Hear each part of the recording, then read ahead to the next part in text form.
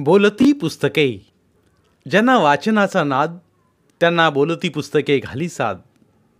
आमचं channel subscribe करा आणि सबस्क्राईब करायला इतरांनाही सांगा.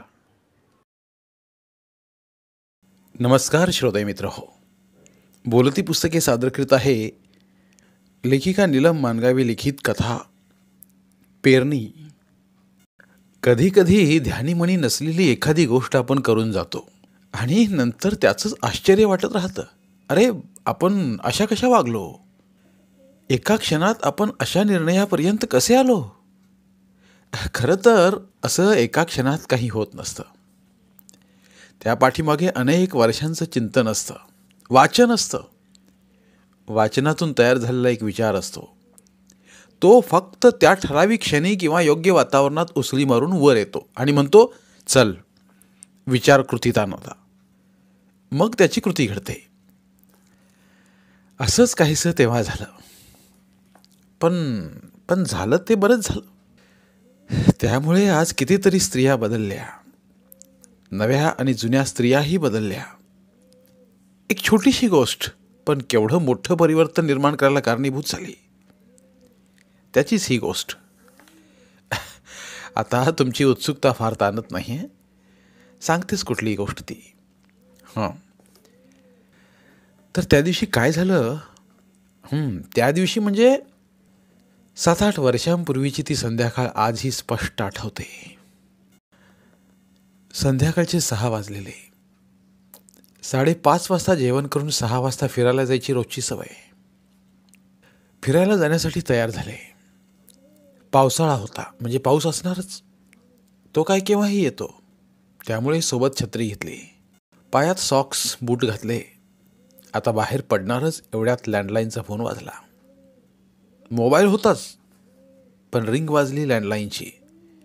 म्हणजे आपल्याशी संबंधित फोन नसावा असा विचार करून बाहेर पडत नवऱ्याला म्हणाले, मी जाते फिरायला, पावसाच्या आधी निघतेच. तुम्ही बघा फोन कुणाचा आहे. गेट उघडून बाहेर पडायच्या आतच यांनी बोलवलं मला. तुझाच फोन आहे, घे. आता परत फिरण्याशिवाय पर्याय नव्हता. कुणाचा फोन आहे? जरा नाराजीनेच विचारलं तर यांचं उत्तर, पर्युषण पर्ववाल्यांचा आहे, घे. पर्युषण पर्ववाल्यांचा? ऐकून हसायलाच आलं. हसतच आत आले. रिसिव्हर कानाला लावला. तसं जय जिनेंद्र आवाज आला. पाठोपाठ, आम्ही 5 मिनिटात येतोय, येऊ का? आधी निर्णय मग परमिशन. छान, मनात नोंदवत मी विचारलं, आत्ता? माझं आश्चर्य आणि किंचित नाराजी. होय, आम्ही आलोच आहोत गावात, तर भेटून जातो.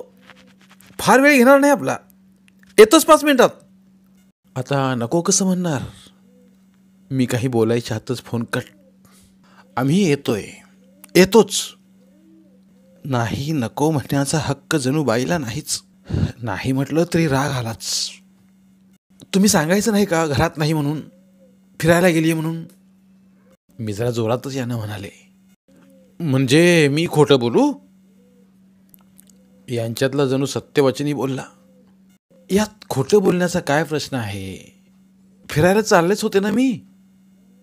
पण अजून गेली नव्हतीस. चिकाटी मोठी त्यांची. आता पुढं काही बोलण्यात अर्थच नव्हता. बूट काढून मी आत येऊन बसले. 10-15 मिनिटात आवरून परत फिरायला जाऊ, थोडं का होईना फिरून येऊ असा विचार केला. पण कुठलं काय, 5 मिनिटात येतो म्हणणारे आले अर्ध्या-पाऊण तासांनी. एवढ्यात 100-160 वेळा मनगटावरच्या घड्याळात पाहून झालं होतं. चरपडण्याशिवाय दुसरं काय करणार? वाट बघत बसले. शेवटी एकदाचे आले. पंचकल्याणिक पूजेची पट्टी मागायला किंवा कळस खपवायला आल्यासारखे 5-6 जण एकामागून एक आले. हसत म्हणाले, बसा. पर्याय कुठं होता दुसरा? सगळे बसले. मला तर बसायला जागाच नव्हती. मी उभी. त्यांचं लक्ष माझ्याकडे, म्हणजे मी घातलेल्या माझ्या ड्रेसकडे. आपण चुकीच्या बाईकडे आलोय की काय असा नजरेत भाव. जय जिनेंद्र, मी म्हणताच ते सावरले. एवढ्यात नवऱ्याने आतली डायनिंग टेबलची खुर्ची आणून दिली. म्हणाले, बैस. हे माझे मिस्टर. खुर्चीवर बसत मी यांची ओळख करून दिली. तर सगळ्यांच्या आश्चर्याच्या नजरा नवऱ्याकडे. बायकोला बसायला खुर्ची आणून देणारा नवरा म्हणजे गरीब बिचाऱ्या नवऱ्याकडे पाहावे तसे ते पाहत होते. मला हसायला आलं, पण मी हसले नाही. कुठून आलात आपण? मी विचारताच, आम्ही सत्यापूरहून आलो आहोत. एक ज्येष्ठ व्यक्ती म्हणताच, कुठं आलं हे सत्यापूर? मी विचारलं. तशी एक प्रौढ व्यक्ती म्हणाली, तासगाव जवळ आहे. एक छोटं गाव आहे आमचं. पर्युषण पर्वमधल्या व्याख्यानासाठी तुमची तारीख पाहिजे आहे. आधीच 6 तारखा घेतल्या होत्या. रोज व्याख्यानाला जाणं, 10-12 वाजता परत येणं तसं त्रासदायकच होतं. म्हणून त्यांना टाळण्यासाठी मी म्हणाले, मी फारसं धार्मिक बोलत नाही हो. माझा अभ्यास नाही एवढा. आम्हाला माहीत आहे ते. दुसरी व्यक्ती म्हणाली, आम्हाला सामाजिक विषयावरच बोलायला पाहिजे आहे. तशी मी म्हणाली, मी फारसं बरं बोलणारी बाई नाही आहे. पण तुम्ही खरं बोलता. एक तरुण मुलगा म्हणाला, आम्हाला तेच हवं आहे. अशा अपेक्षेंनी आलेल्यांना नाही कसं म्हणणार मग? एक तारीख ठरवली. एवढ्यात नवऱ्यानं सगळ्यांना पाणी आणून दिलं. पुन्हा एकदा सगळ्यांच्या नजरा माझ्या गरीब बिचाऱ्या नवऱ्याकडे वळल्या. हसू दाबत मी यांना म्हणाले, तुम्ही बसा, मी चहा करते. मी उठू लागले तर, चहा नको, बसा तुम्ही, आमचा चहा झालाय. तो तरुण मुलगा म्हणाला, आम्हाला काही सांगायचं आहे. मी त्याच्याकडे पाहिलं. आता सगळ्यांच्याच नजरा त्याच्याकडे लागलेल्या. तो म्हणाला, हे बघा. जरा घुटमळत आपल्या लोकांकडे नजर टाकून पुन्हा माझ्याकडे पाहत तो म्हणाला, आंतरजातीय विवाह करू नयेत यासंबंधी तुम्ही बोला. आणि महाराजांनी आवर्जून तुम्हाला बोलवायला सांगितले म्हणून आम्ही आलोय. महाराजांनी? मी आश्चर्याने विचारताच, होय. तो म्हणाला, महाराज म्हणाले तुम्ही परखड बोलता म्हणून तुम्हाला बोलवा. कुठले महाराज? जयसागर महाराज यावर्षी चातुर्मासाला आमच्याकडे आहेत. मला प्रश्न पडला, जे मला बोलावंसं वाटेल ते सगळं महाराजांसमोर बोलता येईल का? तू कधीपासून असा विचार करायला लागलीस? माझ्या मनानं मला झापलं. येते म्हणून सांग, जा. अशी संधी सारखी येत नसते. हं, तू जा, जे बोलायचं ते बोल. होऊन काय होईल? पुन्हा तुला बोलावणार नाहीत एवढंच ना. जा, ज्या त्यावेळी ठरव कसं आणि काय बोलायचं ते. जा. मॅडम मग येताय ना? तरुण पोरानं विचारलं आणि माझ्या मनात आलं, या विषयावर बोलावं असं यांना का वाटतंय? मनातला प्रश्न मी त्यांना विचारलाच. माफ करा, पण या विषयावर मी बोलावं असं तुम्हाला का वाटतंय? सगळे एकमेकांकडे बघायला लागले. बोलणार कोण?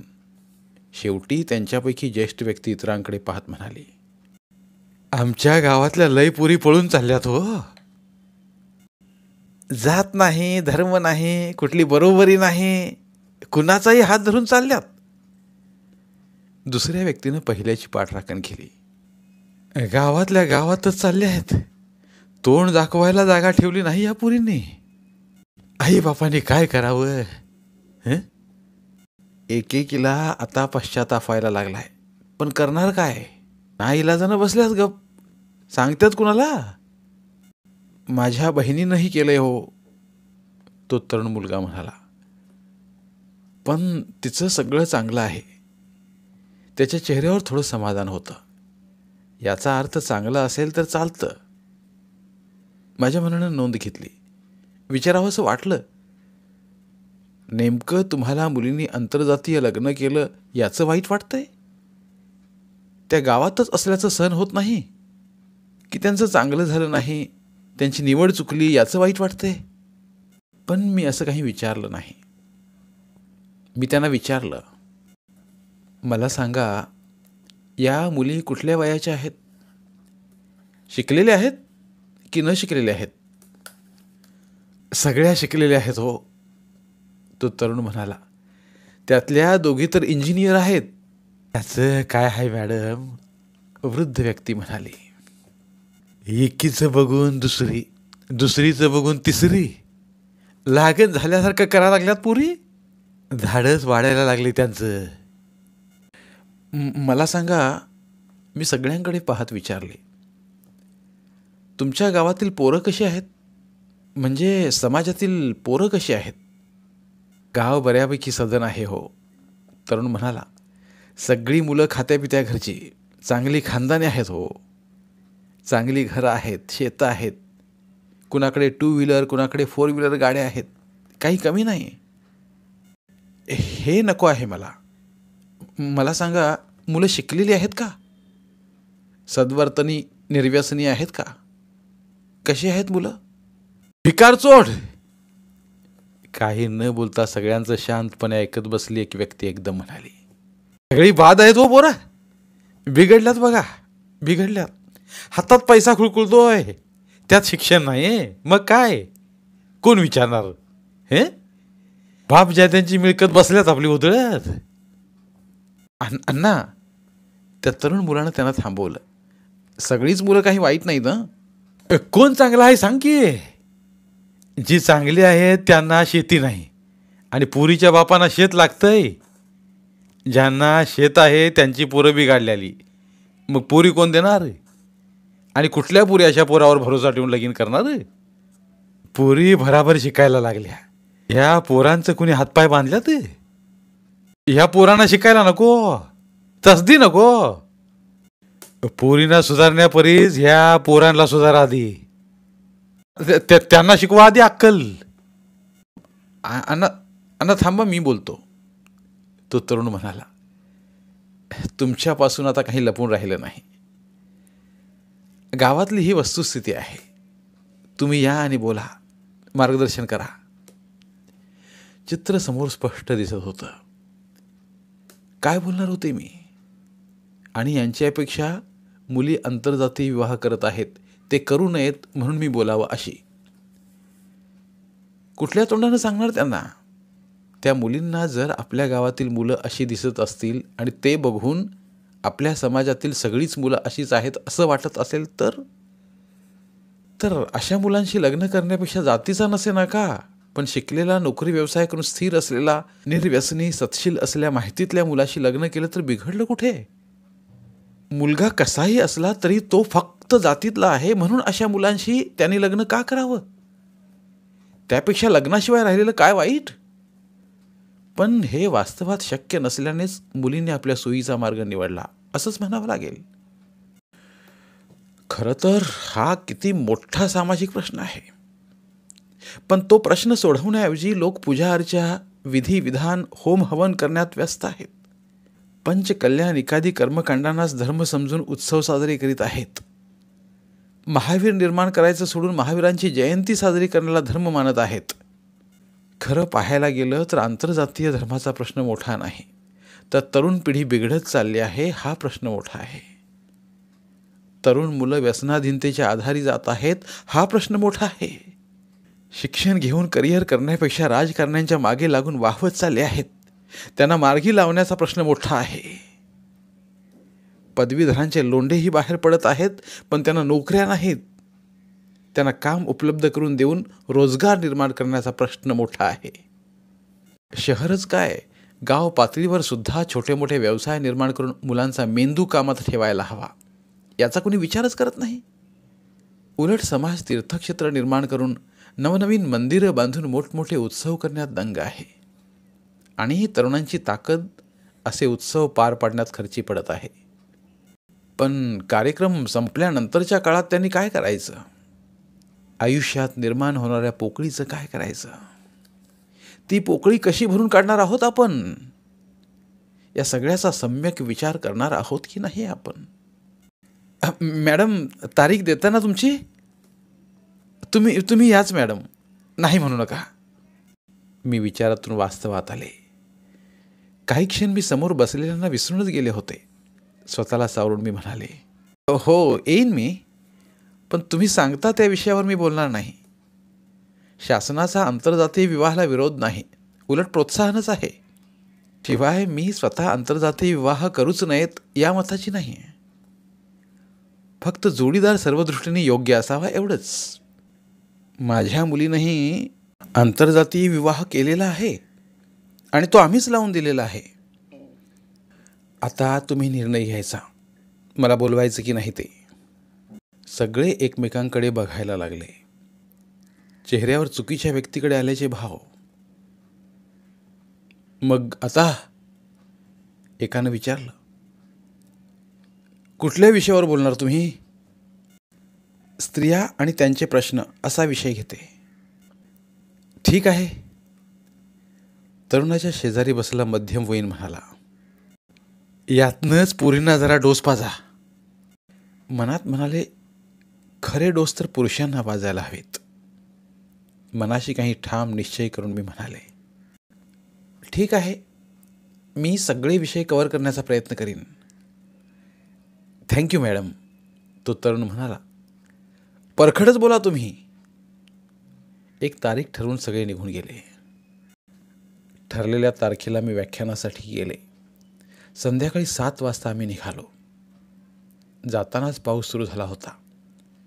ड्रायव्हर, मी आणि माझी मैत्रीण सुषमा आम्ही तिघं निघालो होतो.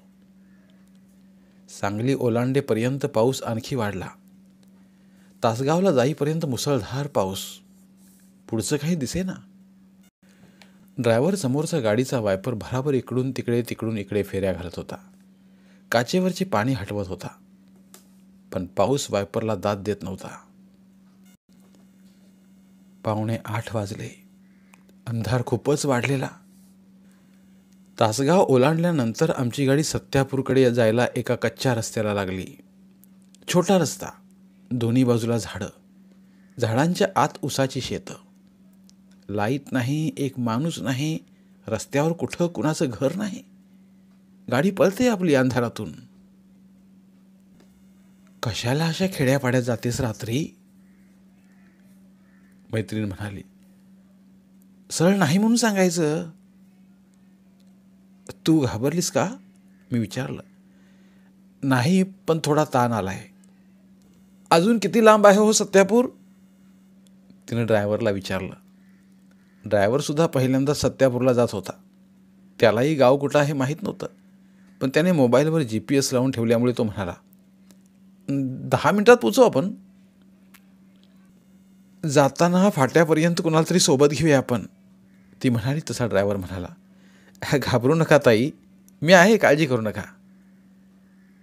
काही होत नाही ग, मी पण म्हणाले. एवढ्या पावसात लोक तरी येतील की नाही कुणास ठाऊक. आता काय असेल ते असेल, मी तिला म्हणाले. 8-10 तर असतीलच, मी हसले. 5च मिनिटात आम्ही गावात पोहोचलो. मंदिर कुठे आहे एका दुकानात चौकशी करून त्यांनी सांगितलेल्या रस्त्याने गेलो. ते थेट मंदिराच्या दारातच. गाव लहान पण मंदिर मोठं होतं. लायटिंगने ते नटवलं होतं. मंदिर परिसर प्रकाशाने उजळून गेला होता. बाहेरच काही पुरुष होते. त्यामध्ये घरी आलेलेही 2 होते. आम्हाला पाहताच, या या मॅडम म्हणून त्याने आम्हाला मंदिरात नेलं.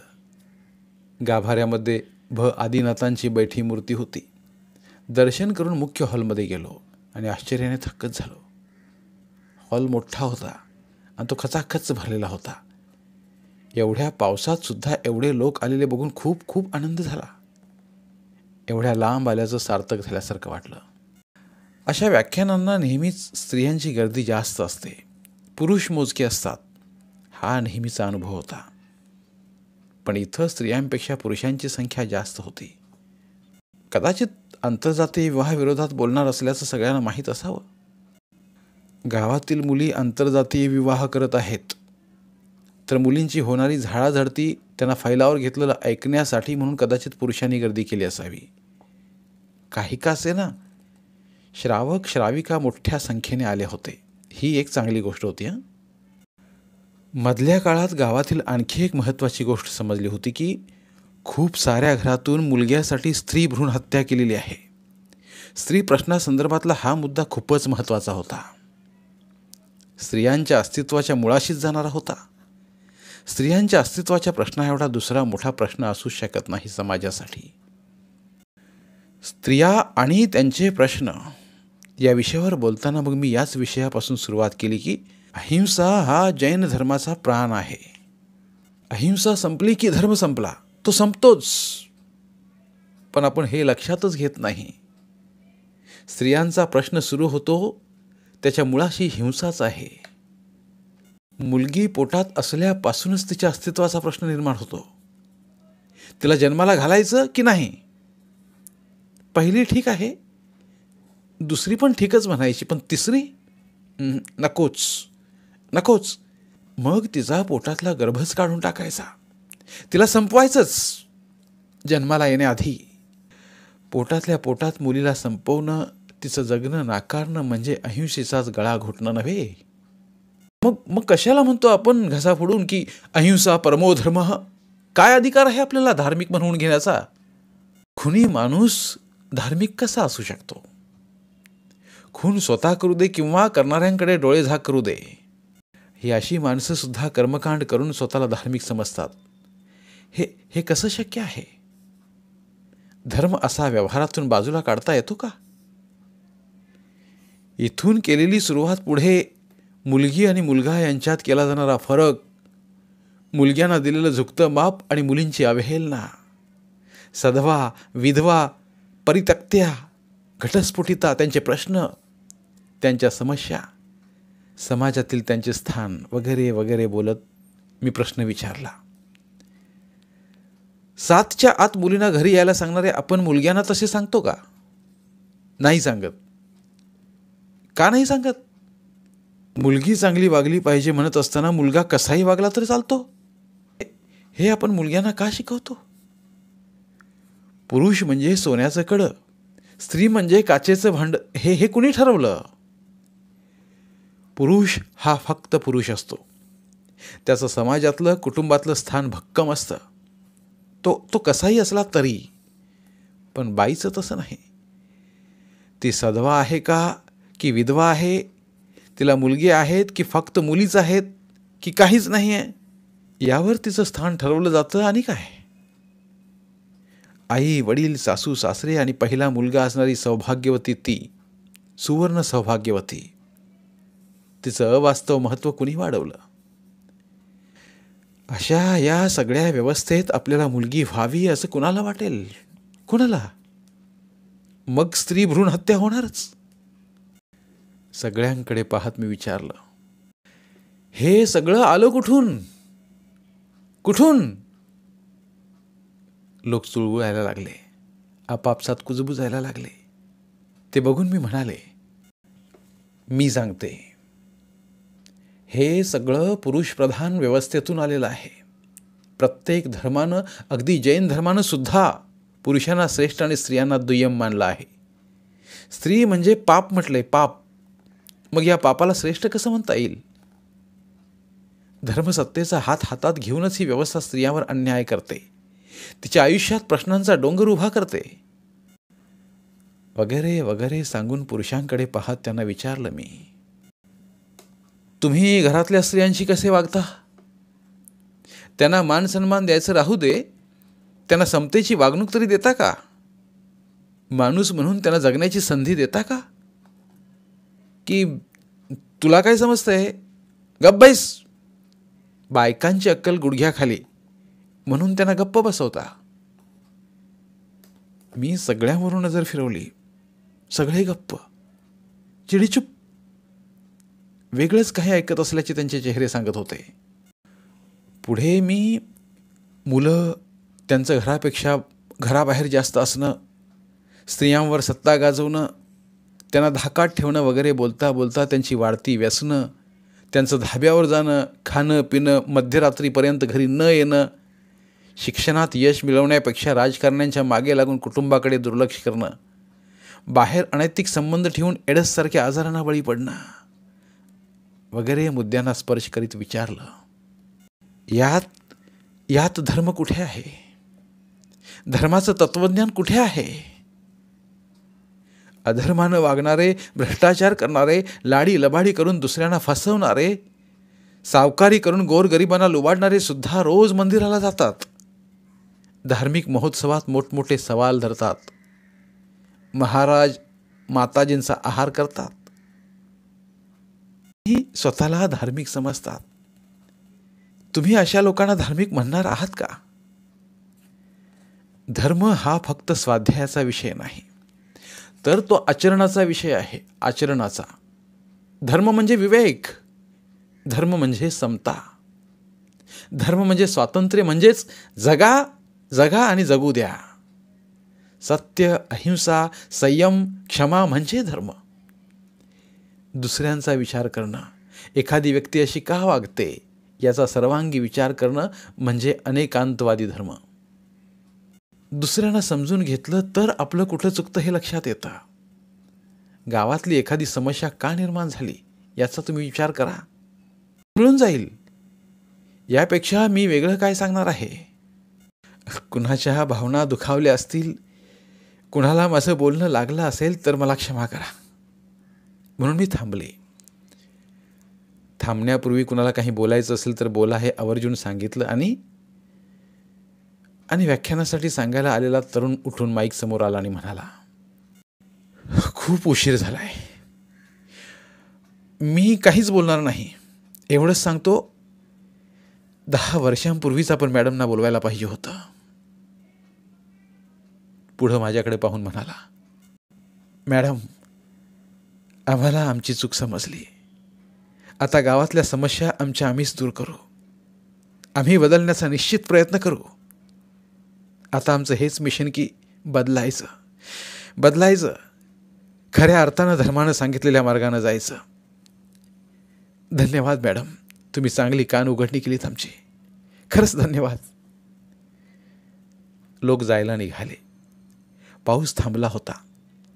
स्त्रियांनीही जाण्यासाठी गडबड चालू केली. एवढ्यात एक पोरगेलीशी बाई आमच्याजवळ येऊन म्हणाली, मॅडम चला, तुमच्या चहाची व्यवस्था आमच्या घरी केली आहे. घर जवळच आहे, चला. तशी मी म्हणाले, उशीर खूप झालाय, चहा वगैरे नको आता, पण जरा फ्रेश व्हायचं आहे, चल. आम्ही तिच्या घरी गेलो. मोठं जुना वाडा टाईप घर. घरात 2 स्त्रिया होत्या. बाकी घर रिकामच दिसत होतं. मुलाबाळांचा वावर लक्षात येत नव्हता. का कुणास ठाऊक घरात एक उदासी भरून राहिल्यासारखी वाटली. या माझ्या सासूबाई आणि या आज्जे सासू. तिने त्या दोन्ही स्त्रियांची ओळख करून दिली आणि आम्हाला म्हणाली, बसा, मी चहा करून आणते. खरंच चहा नकोय आम्हाला, माझी मैत्रीण सुषमा म्हणाली. तशी तिची सासू आत गेली आणि 2च मिनिटात स्टीलच्या कपातून दूध घेऊन आली. म्हणाली, घ्या, दूध तरी घ्या. खरंच नको हो, मी म्हणताच आजी म्हणाल्या, रात्री काही घेत नाहीसा काय? होय म्हणून सांगितलं असतं तर कोणीच आग्रह करणार नव्हतं, पण खोटं कसं सांगणार. मी म्हणाले, तसं काही नाही आहे, रात्री घेतो आम्ही, पण आता नको. मग घ्या हो, एवढ्या दुधानं काय होतंय. आजीने आग्रह केला. आम्ही दोघींनी दूध घेतलं. ड्रायव्हरला चहा द्यायला हवा होता असं माझ्या मनात आलं आणि ड्रायव्हरना मामाने आधीच चहा दिलाय. तिनं सांगितलं मनातलं ओळखल्यासारखं, तुम्ही चांगलं बोललासा बघा. आजी म्हणाल्या, बरं झालं फोडून काढलासा सगळ्यासनी. गावची पोरं लई बिघाडल्यात बघा, लई. आमचा नातू बी तसलाच होता, लई दारू पियाचा. एकुलता एक पोरगा म्हणून लाड केलं आईबानं, तर ह्यो उधळलाच. पार्टी का बिरटी करून फटपटीवर येत होती सगळी, तर ह्यो उसाच्या ट्रकला धडकला, जागच्या जागी केला. काय करावं आम्ही? आणि ह्या तरण्या ताठ्या पोरीनं तर काय करावं? उभा जलम कसा काढावा?